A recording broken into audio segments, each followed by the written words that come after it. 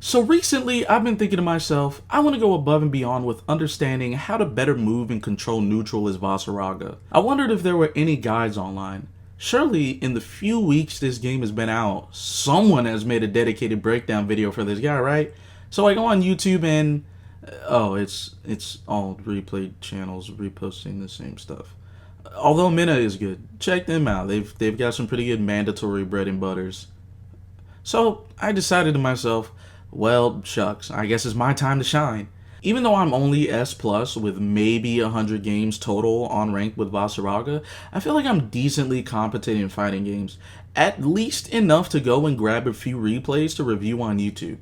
If you're like me, you benefit a lot from engaging discussion, and words said stick more than words read. So in this video, I'm planning on looking over a few replays of high-level Vaseragas, analyzing their gameplay, and talking about what they did good and what they did bad. The primary goal of this video is to help get good gameplay habits and strats stuck in my head by reviewing them, and to have probably the first piece of medium to long form voiced resource online for Vaseraga in regards to talking about competitive gameplay. So with that said, let's jump right in. I appreciate you sticking around to watch the video. So first things first, we've got ourselves a very interesting matchup in a Vaseraga versus a Henri. I feel like we don't really see a lot of these characters in ladder a lot, so I specifically went out of my way to make sure to find a match between these two players, and luckily I was able to find two master ranked characters or players in both of these characters. Before we start this, I'd just like to point out one thing that I noticed the Vaseraga doing, and that I feel a lot of Vaseragas may end up accidentally doing, including me. A lot of the time, one of the primary things you want to do in neutral as Vaseraga is find opportunities to actually apply your Soul Forge. And one of the easiest ways to do that is doing 5H into Soul Forge or doing 2M into Soul Forge. And a lot of the time, you want to do it so often that you do it even when you already have it. So what you'll see in this match a pretty decent amount of times is this Vaseraga will have Soul Forge and then they will do 5H into Soul Forge instead of doing like 5H into projectile or 5H into tackle. And I feel like being aware that you already have Soul Forge, even in the heat of battle, is going to be very, very important to your future career as a Vaseraga player, because I feel like you're leaving a lot of potential getting in on the table.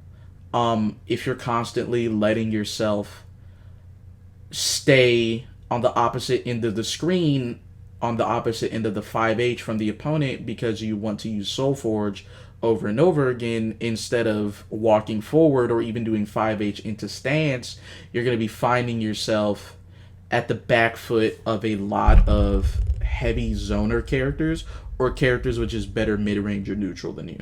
But yeah, that's all I really wanted to say for the beginning of this video, just to get it out of the way, because I didn't want to talk on it too much during the video. But yeah, let's actually get back to the analysis. So right off the bat, like I said earlier, we've got a pretty interesting matchup in Salad versus spookysauce. Two master rank players of probably the lowest played characters in the game. So right off the bat, you're going to notice that this Vaseraga likes to, at least against Henri, sit in the background and try to find opportunities in the middle of the zoning to get off Soul Forge. He manages to get one off there, and then he immediately expends it to use tackle. You're going to be seeing that a lot of the time versus a lot of zoner characters. You're going to be using Soul Forge, immediately using medium tackle to getting in, and then you're going to try to use 5H to get yourself back. So he's going to be doing a lot of that, and so far he's been doing it really well. So, I want to talk about this move a bit. Vaseraga's ultimate Great Scythe Grenith, and the goods and bads about it. Coming out at frame 16, Vaseraga's ultimate command grab is invincible from frame 1. Primarily, you want to use this move to disrupt block strings or call out frame traps. In terms of offense, I think that using this move is anywhere from niche to borderline unnecessary. Some things to look out for is the fact that this move moves less along the ground than the EX command grab, which is meant to be used on offense, particularly to call out people who block from a character length away or from a block string so that you can ignore the block stun that would be apparent if you were to just do button into light command grab, which would whiff because of said block stun. As for the bads, it's frame 16 on startup, as I said earlier, so this move can be reacted to. If you're attempting to be a little bit belligerent in neutral, or the opponent hasn't been conditioned or just reads you, it can lead to some pretty damaging punishes, with most, if not all, characters able to get a jump-heavy starter from you. In short, it's good against commitments and surprises, and bad against unconditioned people, big gaps, and in neutral. All this said, this guy will be using this move a few more times in this match as a defensive reversal, so watch out for them because he's using them very well. So the Vaseraga starts the match by attempting to get in with a non-Soul Forge tackle. He could have gotten punished but doesn't. Then he tries to do the ultimate command grab, and like I said, he gets punished on reaction. Keeps using the 5H to try to get in, manages to get it, and then beautifully uses EX walk to confirm into a light and get that round. After that, you're going to see him start off by backing up and trying to Soul Forge. But again, since he's playing against a zoner type character, it's not working out too well. But uses the armor that he picks up from the property anyway with tackle to get in. Continuously uses that armor in a positive way on defense to try to bullhorn his way in. The Henri finally blocks it and hits him with a punish. In this moment, he goes for another tackle. Uses stance to get in, and when you use that medium stance, it hits as a low, and it hits just about from far screen. So it's a good way to try to get in and keep your opponent checked. Goes in, uses ultimate projectile to try to keep them. You're about plus, I want to say 30 or 40 there, so using ultimate projectile is definitely very, very good. He ends that match by again using yet another ultimate command grab. That move is incredibly good, and when you have meter, it's going to be the core of your defense. Like I said earlier, I really think that that move is what you want to spend your meter on the most. Sometimes I think that you might not even want to really worry about using super half of the time in a game, maybe most of the time. You know, if someone is coming in with a huge, easily readable jump in, and you have the meter and super skybound art to kill, then obviously go for it. But in the heat of battle, using ultimate command grab and Soul Forge tackle are going to be your best friends. So that's one of the main key takeaways that I think spookysauce is really elevating his gameplay with. I think one of the ways they're elevating their gameplay is by using that medium tackle, because light tackle doesn't absorb Soul Forge. I think using that medium tackle with Soul Forge to get in, and then using meter to spend it on ultimate Great Scythe Grineth is an incredible tactic, and one that will take you really far as Vaseraga. As long as you don't use it so often and so obviously that your opponent isn't able to do anything about it.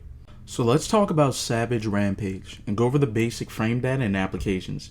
Using the light version, it comes out on frame 14, medium on frame 22 because he takes a step back, and heavy on 15, with the first step after stance having a 16 frame startup regardless of the version you use. Vaseraga's heavy stance can be cancelled into a move before any stomp actually comes out, which is actually a decent mix-up because the last thing you can do is the fact that the stance can be cancelled into any version of command grab except for the ultimate. The light follow-up, Rising Slash, comes out on frame 12 and only hits anti-air or opponents close by and whiffs crouching, sort of like Nagoriyuki's post-nerf 2H for those familiar.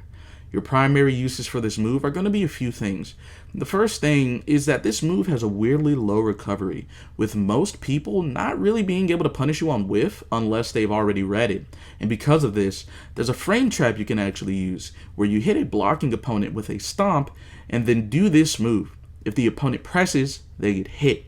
If they evade, they can't punish because of the low recovery. And if this is EX stance, you actually get 7 less frames of recovery, from 21 to 14, meaning that in EX, if someone evades, you can actually punish the evade. It sits at +1 on block from the normal version and +8 in EX, and as with every move in this stance, it can be held. The medium version, Sweeping Slash, is a bit more niche, less good, but still not bad. Just be careful about full singing this move, because the first thing that should be put in your mind is that even though every move from this stance is a guard crush, this move puts you at -10, meaning that if you full send this close up, most characters can get a heavy starter punish on you. Comes out at frame 16, and it is a low, meaning that it's decent for catching opponents who decide they want to backdash you or just never block low.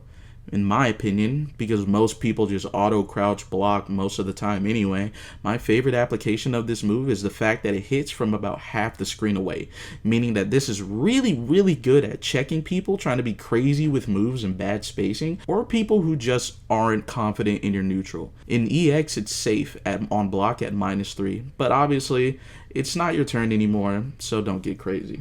Next, we have my personal favorite one in the heavy follow-up, Crushing Strike. Now, in my opinion, this move does just about everything other than pay your taxes, especially if you have armor and your opponent lets you hold it. Every follow-up from this stance is technically a guard crush, but regardless of how you hold the button, the data doesn't change. This move's frame data does, with it being safe on block from normal activation at -4 to it guard crushing at a whopping +16 if you fully hold it. This button in EX can be used to confirm buttons from just about anywhere on the screen, gives crazy damage on it, and has natural stance frame traps that, if hit, leads to destructive damage. If Vaseraga has meter when they counter hit you with this, and you're at sitting around 50% give or take, it could potentially end the game right then and there. It even has an unblockable setup in the corner if an opponent decides to fully block the charge version of the move. Since it's +16 fully charged and guard crushes, that means that the opponent is unactionable, and you can press heavy, which has a 15 frame startup for free, and get a heavy starter combo. It is mandatory that you excel with this button as a Vaseraga player. I've not gone over all of the applications of this, but if you guys are interested in seeing a video about what you can do from different stances, please leave a comment, let me know, and I'll definitely make a video on that. And finally, we have the unique button follow-up in Ravaging Stomp.